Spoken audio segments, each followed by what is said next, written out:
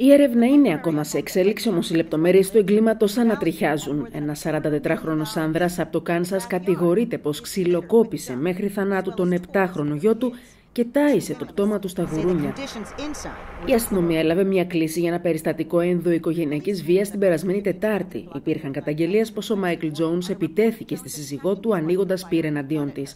Επιπλέον όμως οι αστυνομικοί ενημερώθηκαν πως ο 7χρονος γιος της οικογένειας αγνοείτο από τον περασμένο Σεπτέμβριο.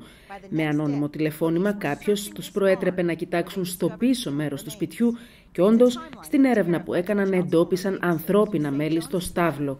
Ο Τζόουνς κατηγορείται τώρα για κακοποίηση της συζύγου του αλλά και το βασανισμό και άγριο ξυλοδαρμό του παιδιού του, το πτώμα του οποίου οι αρχές εικάζουν πως έριξε στα γουρούνια για να εξαφανίσει τα ίχνη του. Ήδη έχει προφυλακιστεί με την εγγύηση να έχει οριστεί στα $10 εκατομμύρια. Το ζευγάρι έχει ακόμα 7 παιδιά ηλικίας από 1 έως 11 χρόνων που ζουν, σύμφωνα με μαρτυρίες, κάτω από άθλιες συνθήκες. Όλα τα παιδιά είναι πλέον στη φροντίδα της πρόνοιας.